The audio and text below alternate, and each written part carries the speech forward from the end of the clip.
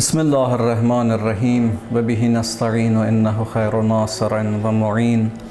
Hamduke Allahümme ni'mel mevla ve ni'mel nasir, ni'mel hadi ve ni'mel vekil. Sümme salatu ve selamu ala seyyidina ve nebiyyina Ebil Qasimil Mustafa Muhammed sallallahu aleyhi ve alihi ve sellem. Vellânu daim ila a'daihim ecma'in minel ana ila qiyam yevmiddin. سيما بقية الله في الأرضين أرواحنا وأرواح العالمين لتراب مقدمه الفداء أما بعد عن الرسول صلى الله عليه وآله وسلم أما بعد لا إله إلا الله محمد رسول الله علي ولي الله سلام الله عليهم أجمعين. Dünənki verilişimizdə bu gecələrdə, bu günlərdə, Mühərrəm ayında siz əzizlərin xidmətinə ərz eləyəcəyimiz mövzu haqqında danışdıq və bildirdik ki, bu ilki Mühərrəm ayımızın mövzusu Məktubat-ı Cənnət və Nardır. Behiştin qapılarında yazılan xüsusi sözlər ki, İslam Peyğəmbəri o sözləri Meyraca gedəndə, Meyrac gecəsində behişt qapılarının üzərində görmüşdü və qayıdandan sonra Əbdullah ibn Məsud İslam Peyğəmbərindən bu hədisi nəql eləyir. Biharul Ənvarda və başqa bir neçə mötəbər kitabda hədis nəql olunur. Sevgili Peyğəmbərimiz cənnətin 8 qapısının üstündə 32 xüsusi sifarişi gördüyünü vurğulayır və hər qapının, 8 qapının hərəsinin üstündə 4 sifariş var idi. Biz dünənki verilişimizdə İlk qapıda yazılan 4 sifarişi siz əzizlərin xidmətinə ərz elədik. Bugünkü mövzumuz İslam Peyğəmbərinin dilindən cənnətin ikinci qapısının üzərində yazılan 4 xislətdən ibarətdir. Həzrəti Rəsul buyurur, mən gördüm cənnətin ikinci qapısında yazılmışdı. La ilahə illallah, Muhammed Rasulullah, Aliyyun veliyullah, gördüm yazılmışdı, Allah'tan başqa Allah yoxdur, Muhammed onun rəsuludur, Əli Allahın vəlisidir. Bu sözlər bütün qapıların üzərində yazılıb. Əsas xüsusiyyətlər bu sözlərdən sonra başlayır. Gördüm yazılmışdı, likulli şeyin hilətun və hilətus sururi fil axirə ərba xisal. Hər bir şeyin xüsusi yolu var ki, dünənki verilişimizdə biz dünya həyatında gözəl yaşamağın xüsusi yollarını ərz elədik. Amma bugünkü verilişimizin mövzusu cənnətin ikinci qapısının üzərinə yazılan məsələ bu idi ki, insanın ölümdən sonraki həyatda şadlıqla yaşamasının 4 dənə yolu var. Hər kimdə 4 xüsusiyyət, 4 xislət olsa, o ölümdən sonraki həyatda cənnətə şadlıqla, sururla, aramışla daxil olacaq. O 4 xüsusiyyət əgər bu dünyada insan onları özündə canlandırsa, səbəb olacaqlar ki, axirət aləmində insanın heç bir çətinliyi olmasın. Bilirsiniz, qiyamət səhnəsi, axirət mənzilləri insan üçün çox çətin olur. O mənzillərdə ana hətta öz övladını qoyar tənha qiyamətdə. Quran buyurur ki, hər kəs bir-birindən qaçar, o çətinliklərə dözə bilməz. Orada bütün gözlər ağlayarlar, orada bütün qəlblər kədərlənərlər. Amma bu hədis buyurur, sevgili Peyğəmbərimiz vurğulayır, mən cənnətin ikinci qapısının üstündə gördüm ki, kim istəyir orada rahat olsun, ölümdən sonraki həyatda o sıxıntılar ona üz gətirməsin, gərək bu dünyada bu 4 xüsusiyyəti özündə canlandırsın. Birincisi, əl-əvvəl məshur ruusil yətama. Bu çox önəmli məsələdir. Yetimlərlə davranışı insanlara çatdırır. İnsana vurğulayır ki, yetimlərlə davranışımızda onlar ki, valideynlərini itiriblər, atasını itiriblər. Bizdə, bizim tərəfdə, bizim bölgədə yetim uşağın anası öləndə ona yetim deyirlər. Azərbaycanın bəzi məntəqələrində atası öləndə yetim deyirlər ona. Amma İslam mənbələrində yetim atasını itirən körpələrə deyirlər. O körpələr ki, atalarını itiriblər, İslam mənbələrində onlar yetim adlandırılırlar. Yəni, ataları olmayan övladlar, körpələr. İslam Peyğəmbəri buyurur, hər kim istəyir cənnətdə, yaxud qiyamət səhnələrində, axirət mənzillərində şadlıqla ömür sürə bilsin, şadlıqla rahat yaşaya bilsin, gərək bu dünyada yetimlərin başına nəvaziş əli çəkə bilsin. Hər kim bu dünyada yetim başına nəvaziş əli çəkə bilsə, axirət mənzilində şadlıqla yaşayacaq. Bir nəfər körpə İslam Peyğəmbərinin yanına daxil oldu. Ərz elədi, ey Allahın Rəsulü, mən yetiməm, atam dünyadan gedib, bir bacım var, bir də anam var və biz acıq. Sevgili Peyğəmbərimiz üzün tutdu Bilala, dedi, Bilal, bizim evimizdə nə var? Gir, bax, gör, bunlara verməyə evimizdə nə var? Bilal girdi Peyğəmbərin daxil ola biləcəyi yerlərə, yəni Peyğəmbər xanımlarının daxil olduğu otaqlara, yaşadığı otaqlara başqa səhabə daxil olmurdu. Bu bir ədəbdir. İnsan birinin evinə gedəndə də, daxil olanda da çalışmalıdır ki, oradakı məhrəmlər yaşayırlar, ora daxil olmasın. Kişilər gəzə bilən yerlərə, Bilal daxil oldu Peyğəmbərin gəzdiyi yerlərə, gördü orada 21 ədəd xurma var. Bilal o xurmaları götürdü, gətirdi, verdi Rəsulullaha. Rəsulullah bu 21 xurmanı 3 yerə böldü, 7 dənə. Çünki onlar 3 nəfər idilər. Bir yetim qız, bir yetim oğlan, bir də onun anası. Qızla ana evdə idi, oğlan gəlmişdi Rəsulullahın yanına. Peyğəmbər bu xurmaları ona verdi. Sevgili Peyğəmbərimizin səhabələrindən Məaz adında biri də oradaydı. Məaz yaxınlaşdı, bu uşağın başına bir əl çəkdi. Bu yetim uşağın başına əl çəkdi. Və əl çəkə-çəkə dedi, narahat olma, sənin atan dünyadan gedib, atavın əvəzinə, yerinə Rəsulullah kimi bir kişi ilə tanış oldun bugün. Bundan sonra sənə sərpərəstliyi İslam Peyğəmbəri eləyəcək. Peyğəmbər Məazın bu işindən çox xoşhal oldu, sevindi. Bu körpə uşaq gedəndən sonra sevgili Peyğəmbərimiz Məaza dedi ki, çox sağ ol, sən o yetimlə çox gözəl davrandın. Sənə bir şey vurğulamaq istəyirəm. Sən ki o yetimin başına əl çəkirdin, sən əl çəkdikcə onun başında olan tüklər sənin əlinin altından keçirdilər. Əlin o tüklərin üstündən sürtünüb keçirirdi. Allah təbarək və təala sənin əlinin altından keçən hər bir tükün qədərində sənin günahını əfv elədi. Və hər bir tükün qədərində sənə uca məqam yazdı, məqam ucalığı yazdı. Sən nə qədər tük yetim başından əlini çəkdikcə əlinin altından keçirdisə, o qədər günahını bağışlatdırdın, o qədər məqamını ucaltdın və Allahdan o qədər xeyr özünə nazil elətdirdin. Yetimlərlə xüsusi davranış İslam mənbələrində vurğulanıb. Hər kim istəyir, qiyamətin ağır səhnələrində rahatlıqla ubur eləsin, rahatlıqla o səhnələrdən keçsin, gərək bu dünyada yetimlərlə davranışın düzəlsin. Gərək yetimlərin başına nəvaziş əlini çəkməyi özünə bir borc bilsin, özünə vəzifə eləsin. Xüsusilə şəhid ailələrinin balaları, xüsusilə indiki zamandakı şəhid xanımları, şəhid qızları, şəhid övladları qalıblar. İmam Hüseyn əleyhissalam şəhidlərin ağasıdır. Bir dənə mübarək hədis var, İbn Şəhr Aşub Mazəndarani, Mənaqib-i Ali Əbi Talib. Bir Mənaqib-i Ali Muhammed var, bu Mənaqib-i Ali Əbi Talibdir. Bir kitabdır, onun neçə cilddir? Onun 4-cü cildində 66-cı səhifəsində o məşhur yazıcı bu hadisəni nəql eləyir. Aşura günü İmam Hüseyn əleyhissalamı şəhid eləmişdilər. Həzrət Hüseyn əleyhissalamın bədənində müxtəlif yaralar var idi. Amma Həzrətin kürəyində bir sıra izlər qalmışdı. Məlum idi ki, o izlər Aşura günü alınan yaralar deyildi. Bir nəfər İmam Zeynulabidin əleyhissalamdan o izlər barəsində sual elədi ki, İmam Hüseynin kürəyində bəzi ləkələr və izlər var idi. Məlum idi ki, onlar qabaqcadan qalan izlərdir, yük altında qalan izlərdir, o bugünkü yaralar deyil.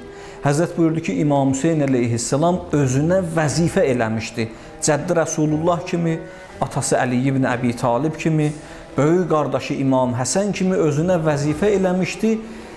Bir-bir evləri gəzirdi, yetim balalarına və yetim xanımlarına azuqa aparırdı. Günüzlər və gecələr, xüsusilə insanlar görməsin, görməyən vaxtlarda. O izlər həmən yüklərin altında qalan izlərdir. İmam Hüseyn əleyhissalam şəhid ailələri ilə, şəhid xanımları ilə xüsusilə belə vurğulayırdı, belə davranırdı, belə davranışını göstərirdi insanlara. Maraqlıdır, bu hədisin birinci bəndində buyurur ki, məshur usil yətama, ikinci bəndində buyurur və təəttufi ələl əramil. Buyurur, insan gərək birinci davranışın, hədis buyurur, istəyirsən qiyamətdə rahat yaşayasan, şadlıqla yaşayasan, gərək yetimlərin başına nəvaziş əli çəkəsən. Sonra buyurur, ikinci xüsusiyyətində bu olmalıdır ki, dul qalmış xanımlar, məsələn, əri şəhid olub, dünyasını dəyişib, yaxud hər səbəbdən qadın həyat yoldaşını itirib, artıq bu qadının sərpərəsti yoxdur, bunun bir qoruyucusu yoxdur. Vurğulanır ki, onu ilə məhəbbətlə və qayğı ilə davranmaq, o uşaqla məhəbbətlə və qayğı ilə davranmaq, o ailəsinin başçısını itirmiş xanımla qayğı ilə davranmaq qiyamət günü insanın həyatını rahatlaşdırar. İnsan üçün xüsusi bir şadyanalıq insana gətirər qiyamət günü. Hər kim bunu bacarsa, bunu eləyə bilsə. Ki, İmam Hüseyn əleyhissalamın sirəsidir bu. İmam Hüseyn əleyhissalam bunu xüsusi vurğuluyurdu. Əlbəttə, İslam bütün qadınlarla gözəl davranışı vurğuluyur. İslam hətta ailə başçılarının özünə birinci xüsusi vurğuluyur ki, öz xanımlarınızla doğru düzgün davranın. Peyğəmbər buyurur, mən təəccüb eləyirəm o insana ki, öz xanımın döyür, amma sonra necə onu ilə yenə eyni yatağa girir, necə onu ilə yenə eyni evdə yaşayır. Bir adam ki, onu əzir, təhqir eləyir. Bir insanı insan bu qədər əzə bilməz, təhqir eləyə bilməz. Hər kim öz ailəsinin hədisdə keçir, 3 dəfə döysə, Allah təbarək və teala qiyamət səhnəsində, çox dəhşətli hədisdir bu hədis, insanın rüsvay olması ən böyük əzabdır onun üçün. Vurğulanır ki, hər kim öz ailəsini 3 dəfədən artıq döysə, Allah qiyamət səhnəsində keçmişlərin və gələcəklərin yanında onu rüsvay eləyər. Onu çıxardar, əzab eləyər və bütün insanlar bilərlər ki, bu öz məmlukiyyətində olan, əlinin altında olan, sərpərəstliyində olan ailəsi ilə düz davranmırdı. Hər kim 3 dəfədən artıq öz xanımına kötək vursa, döysə, Allah təbarək və teala qiyamət səhnəsində onu rüsvay eləyər. Bizə vurğulanır, ailələrimizlə doğru düzgün davranın və vurğulanır ki, indi bir ailə öz həyat yoldaşını itirib. İslam vurğuluyur ki, bütün insanlar, xüsusilə bu günlərdə insanlar çalışmalıdırlar şəhid ailələrinə. Şəhadət ayıdır. İmam Hüseyn əleyhissalam şəhidlərin ağasıdır. Həzrət-i Rəsul Mu'tə savaşında Əli ibn Əbi Talibin qardaşı Cəfər ibn Əbi Talib dünyasını dəyişdi, Cəfər Təyyar. Peyğəmbər gəldi, Cəfərin anasına xəbər verdi, ailəsinə xəbər verdi ki, Cəfər ibn Əbi Talib şəhid oldu, dünyasını dəyişdi.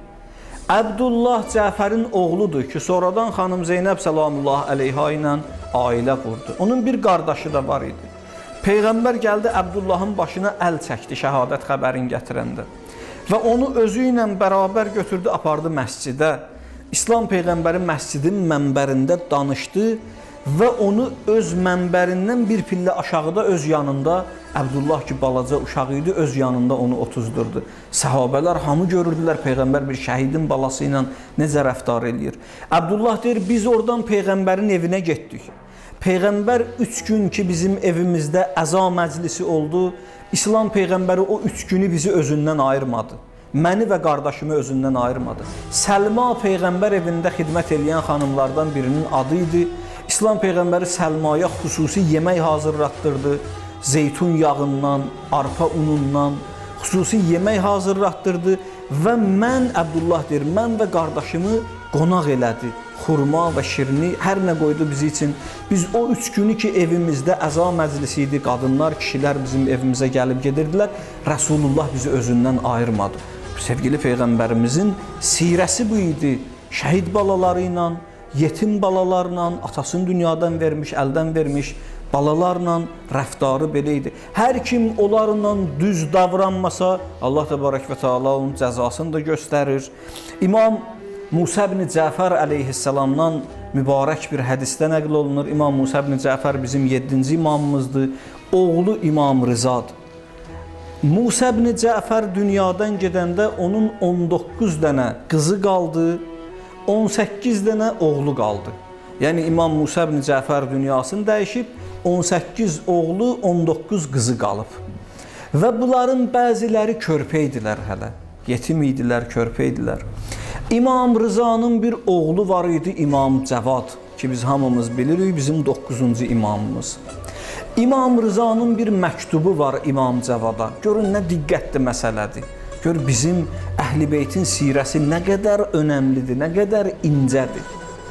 İmam Cəvada məktub yazır. Gəlib İmam Rızaya xəbər verirlər. Həzrətə xəbər verirlər ki, İmam Cəvada xidmət eləyənlər onu həyətin böyük qapısından çıxmağa qoymurlar. Ona deyirlər, arxa qapıdan çıx. Qoy səni böyük qapıdan çıxanda sənin əmilərin, yəni İmam Rızanın qardaşları, sənin bibilərin, İmam Rızanın bacıları, yaxud balaca körpələr ki var, İmam Rızanın balaca bacıları, balaca qardaşlarıdır. Onlar səni görərlər, səndən bir şeylər istəyərlər.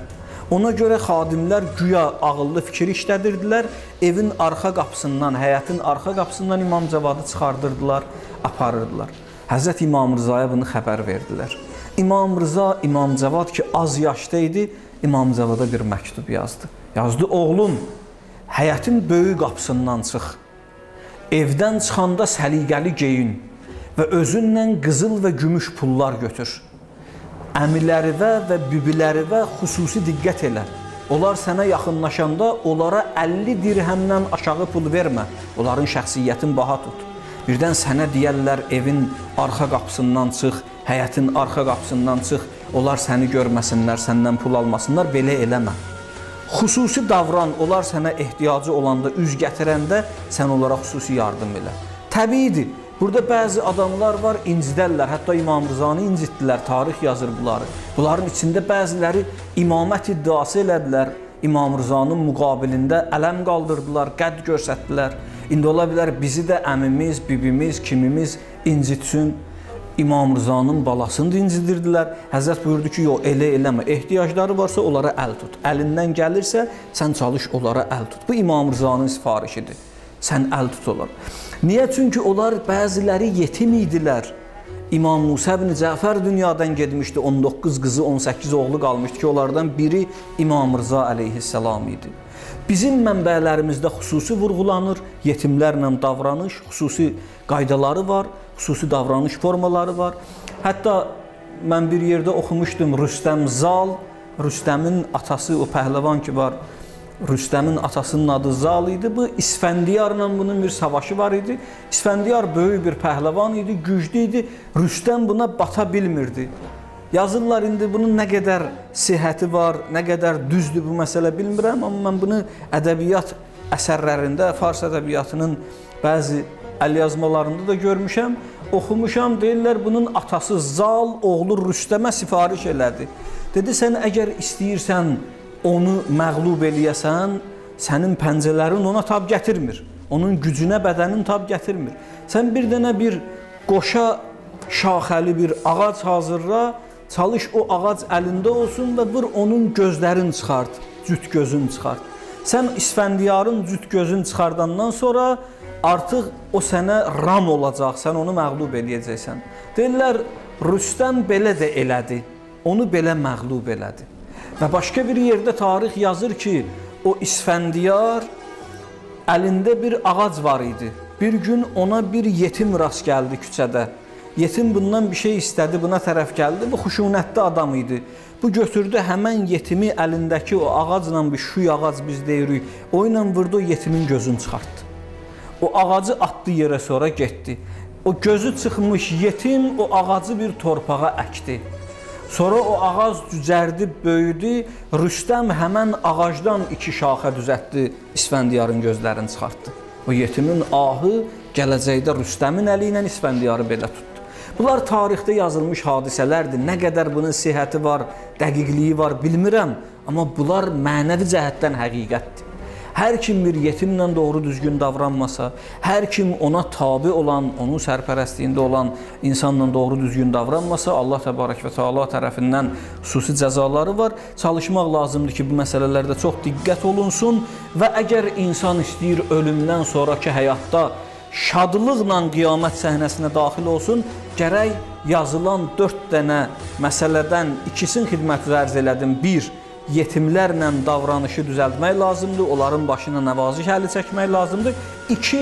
Həyat yoldaşını itirmiş xanımlarla doğru və düzgün surətdə davranmaq lazımdır. Cənnətin 2-ci qapısının üzərində yazılan 3-cü sifariş və səy fi həvaicil müminindir. Möminlərin ehtiyaclarını aradan qaldırmaq üçün, onlara yardım eləmək üçün, hacətlərin rəva eləmək üçün göstərilən çaba, edilən səy Allah tərəfindən ən bəyənilmiş işdir. Hər kim möminlərin hacətlərini rəva eləmək üçün, aradan qaldırmaq üçün səy göstərərsə, qiyamət səhnəsində rahatlıqla, aramlıqla hərəkət eləyə bilər. Bizim mötəbər hədislərimizdə sevgili Peyğəmbərimizdən nəql olunan bir neçə hədisi bu mövzuda mən xidmətinizə ərz eləmək istəyirəm. Qalə Rasulullah sallallahu aleyhi və alihi və səlləm: "Mən qada li mu'minin hacətən, qadallahu lehu həvaicə kəsirə, ədnahunna əl-cənnə." Buyurur, hər kim bir möminin bir ehtiyacını ödəsə, hər kim bir möminin bir ehtiyacını ödəsə, Allah təbarək və teala onun çoxlu ehtiyaclarını ödəyər o adamın. O ehtiyacların ki Allah ödəyər, onların ən kiçiyi cənnətdir. Möminin ehtiyacından biri cənnətə daxil olmaqdır da. Rasulullah buyurur ki, hər kim bir möminin ehtiyacını ödəsə, Allah o adamın çoxlu ehtiyaclarını ödəyər. O ehtiyacların, ödənilən ehtiyacların ən kiçiyi də cənnətdir. Yəni Allah sənə o qədər məsələlər, qapılar açar, o qədər sənin üçün nailiyyətlər bəxş eləyər, onların ən kiçiyi cənnət olar. Başqa bir hədisdə buyurur: "Mən mənə talibən hacətəhu və huvə qadirun alə qadaiha fəaleyhi mislu xətiəti əşşar." Buyurur, hər kim bir mömin ona müraciət eləsə, o halda ki sənin onun ehtiyacını ödəməyə gücün çatır. O sənə müraciət elədi, sən onun ehtiyacını ödəmədin, Allah sənin üçün xətiə yazar, bir xəta yazar, bir günah yazar. O günah nəyə bərabərdir? Bacgirliyə bərabərdir. Zorla birinin pulun əlindən almağa. Yolda yol kəsənlər olur, bacgirdilər. Məsələn, bəzi məhəllələrdə də olur, küçələrdə də olur, səhralarda olardı qabaq. Mən güclüyəm, sən mənə bac verməlisən, xərac verməlisən, sən mənə pul verməlisən, mən sənə köməklik eləyirəm filan bu adlarla ki, bunlar batil əqidələrdir. Allah təbarək və teala belə adamları cəzalandıra, gəlib bundan sonra da cəzalandıracaq. Hər kim bir möminin buyurur ehtiyacını ödəməsə, o halda ki ona qüdrəti çatır ödəməyə. Ödəmirsə, sanki kimdənsə zorla bac alıb. Allah o üçün elə xəta yazar, elə günah yazar. Sanki getdi zorla kiminsə malını əlindən aldı. Gücü çatan halda bir möminin əlini geri çevirdi. Başqa bir hədisdə buyurur: "Mən əsbəhə la yəhtəmmə bi umuril muslimin fəleysə minhum." Hər kim sübh yuxudan dursa, müsəlmanların işinə ehtimam qail olmasa, müsəlmanların ehtiyacını ödəməyə çalışmasa, müsəlman deyil, müsəlmanlardan deyil bu adam. Hər kim müsəlmanlara yardım eləməsə, müsəlmanlardan deyil.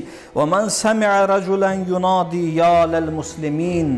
Hər kim eşitsə bir kişini, səsin o kişi çağırır: "Ey müsəlmanlar!" Fələm yəcibhu. Eşidir, amma ona cavab vermir. Onun çağırışına heç bir əhəmiyyət vermir. Fəleysə bi muslim. Belə adam müsəlman deyil. Dünyanın hər yerindən bir müsəlman çağırsa, ey müsəlmanlar, sən də onun səsini eşidə-eşidə ona cavab verməsin, Rasulullah buyurur, fəleysə bi muslim, belə adam müsəlman deyil. Tarix doludur belə hadisələrlə.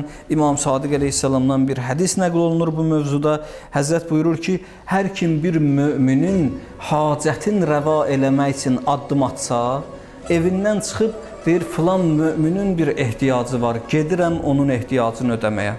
Addım atır, 1, 2, o evə qədər nə qədər addım atır. Həzrət İmam Sadiq əleyhissalam buyurur ki, sənin atdığın hər bir addım Səfa və Mərva arasında həcilərin etdiyi səy addımı ilə eyni savabdadır. Allah sənin üçün onun savabını yazır. Sən burada qonşun tərəfə gedirsən, onun hacətini rəva eləyəsən. Hər addım ki atırsan, Allah yazır sanki sən bu addımları Səfa və Mərva arasında atırsan. Sənin addımlarının o qədər savabı var. Və buyurur, sənin addımların atdıqca o qədər savab yazılır. Sanki mücahid insan Allah yolunda can verir və qanına bələşib. Görün, nə qədər böyük savabı var. Bir mücahid insan Allah yolunda can verəndə, qanına bulaşanda, qanına bələşəndə Allah ona nə qədər savab verir. Buyurur, hər kim evindən çıxıb bir möminin hacətini rəva eləmək üçün addım atanda Allah yolunda cihad eləyib, qanına bələşmiş mücahidin savabını bu adamlara yazır. Bu qədər önəmli məsələlərdir. Ona görə buyurur sevgili Peyğəmbərimiz, mən gördüm cənnətin ikinci qapısının üzərində yazılan üçüncü sifariş bu idi və səy fi həvaicil müminin, möminlərin hacətlərini rəva eləməkdə olunan səy, göstərilən çaba insanı qiyamət günü şadlandırar və insanın qiyamət günü üzün nurani və bəşşaş eləyər və insana həmən gündə yardım olar. Dördüncü yazı ki, Peyğəmbərimiz orada görmüşdü, ət-təfəqqudu lil-fuqara'i vəl-məsakin. Deyir, gördüm orada yazılmışdı ki, çalışın fəqirlərlə və miskinlərlə yaxşı davranın, onlar üçün çalışın, onlara yardım eləyəsiniz. Fəqir və miskin, bunların ikisini də deyir. Fəqir, miskindən mal cəhətdən, maddi cəhətdən vəziyyəti daha yaxşı olana deyirlər. Miskin odur ki, vəziyyəti daha pisdir, ondan sonra müstəkindir, o miskindən də biraz acınacaqlı durumda olandır. Hədisdə vurğulanır ki, hər kim fəqirlərlə, kasıblarla bizim dildə desək və miskinlərlə doğru düzgün davransa, Allah təbarək və təala qiyamət günü onu şadlıqla cənnətə daxil eləyər. Bir hadisə oxumuşdum bu mövzuda, vurğulayırdılar ki, bir nəfərin, bir cavanın atası xəstə idi, ağır xəstə idi. Bu cavan gətirmişdi, bu atasını qoydu bir yolun kənarında da, gördü ki, buna çarə eləyə bilmirəm, vaxt ayıra bilmirəm, atasından bezdi, yanlış bir addım atdı, gətirdi, atanı atdı bir küçənin kənarına və getdi. Bəzi adamlar da onu gördülər. İnsanlar hey gəldilər, onun kənarından keçdilər, o tərəfə, bu tərəfə. Heç kim bu kişiyə yardım eləmədi. Bir nəfər arif var idi, bir zahid var idi, bir arif var idi. Bu gəldi, bu kişini götürdü, qoydu çiyninə. Dedi, mən aparacam, buna xidmət eləyəcəm, bu sağalacaq inşallah. Çiyinlərində götürmüşdü, bunu aparırdı. Qıraqdan baxanlar buna deyirdilər, sən onu çiynivə niyə qoymusan? Bəlkə onda keçirici xəstəlik var. Görmürsən bəyəm, onun oğlu da gətirdi, onu yolun kənarında atdı, getdi. Ola bilər, onda bir yoluxucu xəstəlik var və o xəstəlik sənə keçər. Görmürsən, biz heç birimiz ona yaxın durmuruq. Zahid dedi, mən istəyirəm bu adamı aparam, xidmət eləyəm. Çünki bu Allahın bəndəsidir. Əgər biz hamımız bunu gətirsək, atsıq bura bir yolun kənarına, atsaq bir yolun kənarına, heç birimiz buna xidmət eləməsək, sabah biz necə əlimizi qaldırıb Rəbbimizə deyə bilərik ki, ilahi bizə yardım elə. Bəyəm Allah bizə deməz ki, siz mənim bəndələrim bir-birinizə yardım eləmirsinizsə, mən necə sizə yardım eləyim? Siz gərək birinci bir-birinizə yardım eləyəsiniz. Hansı sahədə olursan ol, necə olursan ol, ola bilər günahkarsan, əgər bu saydığım əməlləri eləyirsən, bir gün tövbə qapısını Allah sənin üzvə açacaq. Bu mütləqdir. Böyük ariflərdən biri yatdı, yuxuda gördü ki, biri dünyasını dəyişib, onu dəfn eləməyə gedən adam yoxdur. Olur ha, bəzi adamlar belə, bəzi ziyalılar da belə olmuşdular. O qədər Allah əleyhinə danışmışdılar, adını biz ziyalı qoymuşduq. Öləndə heç kim onu dəfn eləmədi. Getdilər vağzaldan fəhlə gətirdilər ki, apar bunu dəfn elə. Bəzi adamlar belə dəfn olunublar. Allah və onun dininin əleyhinə danışdıqlarına görə, İmam Hüseyn məktəbi ilə mübarizə apardıqlarına görə bəzi adamların aqibəti belə olub. Bu adam da günahkar biri idi. Heç kim gəlmədi bunu dəfn eləməyə. Bunun xanımı getdi, fəhlə tutdu. Dedi ki, gəlin, bu kişini qoydular tabuta, bu fəhlələr, bu xanım da bunlarla bərabər gətirdilər dəfn eləməyə. Da bunu indi fəhlələr gətirdilər, bunu müsəlman kimi dəfn eləmək lazımdır. Fəhlə nə bilir insanı necə dəfn eləmək lazımdır, namazı necədir, təlqini necədir, bunları fəhlə hardan biləcək? Yasin oxusun, Quran oxusun, təlqin eləsin, namaz qılsın. Gətirdilər dəfn eləməyə. Birdən bu xanım gördü, bir nəfər arif ki, tanınır şəhərdə, o arif o tərəfdən gəlir. Gəldi, bunun cənazəsini qoydu, buna namaz qıldı, göstəriş verdi, bunu qəbirdə doğru düzgün surətdə dəfn elədilər. Və sonra bu xanımla bu arifin arasında bir danışıq oldu. Bu xanım dedi ki, siz niyə bu günahkar kişiyə dəfn eləməyə gəldiniz? Arif soruşdu ki, bunun işi nə idi? Dedi, bu tacir idi, amma çox fəsad əhli idi. İçki içərdi, filan işlər görərdi, belə eləyərdi.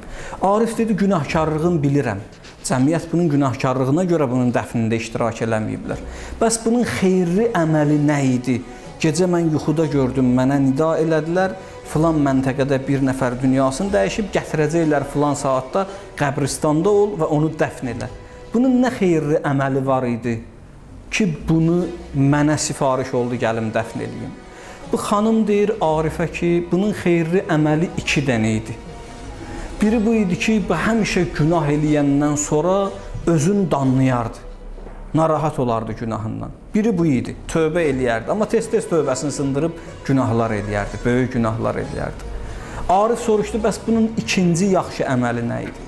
Deyir, bunun ikinci yaxşı əməli bu idi ki, bu heç vaxtı yeməyə tək oturmazdı evində. Həmişə hansısa fəqiri zorla tapardı, gətirərdi, özü ilə süfrə arxasında otuzdurardı. Və bunun xüsusi fəqirlər arasında diqqəti yetimlərə idi. Bu yetimlərə öz övladlarından daha çox gözəlliklə və məhəbbətlə davranırdı. Allah ona görə nida eləyib, yəqin gəlmisən, sən bunu dəfn eləmisən.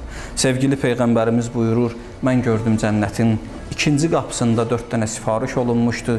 Birincisi bu idi ki, yetimlərlə doğru düzgün davranın, onların başına nəvaziş əl-üzü çəkin. İkincisi bu idi ki, həyat yoldaşların, ailə başçılarını itirmiş qadınlara xüsusi qayğıkeşliyi ilə davranın. Üçüncüsü bu idi ki, çalışın möminlərin hacətlərin aradan aparmaqdan, gidərməkdə, möminlərin hacətlərini rəva eləməkdə onlara yardımcı olun. Dördüncüsü də bu idi ki, fəqirlərə və miskinlərə xüsusi təvəccühlə davranın. Allaha and verirəm, öz izzət və cəlalına Rəbbim bizi, sizi bu yazılanlara, bu deyilənlərə, bu hədislərə, bu danışılan mövzuya əməl eləyənlərdən eləsin.